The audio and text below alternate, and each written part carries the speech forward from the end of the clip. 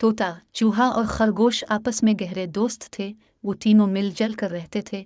खरगोश सबके लिए खाना पकाता, घर को साफ करता और संभालता। चूहा घर के लिए अनाज, राशन पानी, सब्जी तरकारी बाजार से लाता और तोता जंगल से कुछ लकड़ियां बाजार में जाकर बेच आता। इस तरह तीनों खूब मेहनत और मशक्कत करते और खुशी खुशी रहते। इनकी ये गहरी दोस्ती और मेल मिलाप पड़ोस में रहने वाली लुमड़ी को एक आंख न भाता था।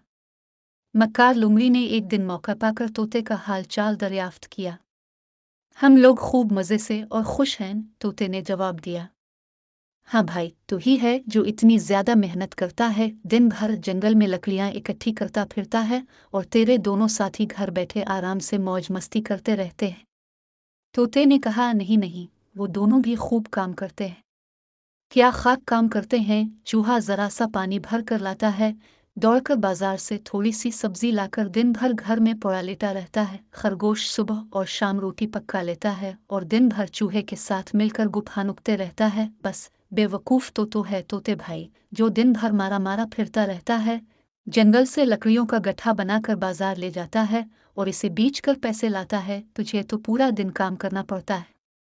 लुमड़ी ने मक्कारी से काम लेते हुए तोते को अपने झांसे में लेने की कोशिश की। तोता बोला, नहीं नहीं, ऐसा हरगज नहीं है।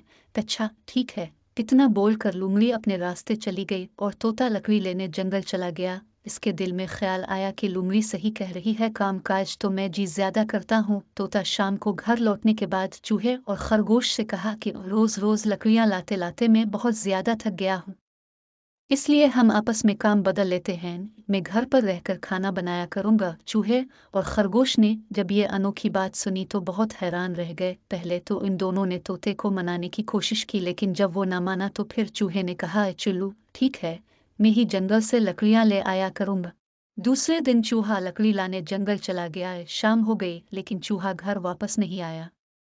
खरगोश को बहुत फिक्र हुई। इसने कहा कि चुल्लू तोते भाई, चूहे को जंगल में तलाश करते हैं, तुम घर पर ही रहो, मैं खुद जाकर देखता हूँ कि चूहे को देर कैसे हो गई। तोते ने कहा।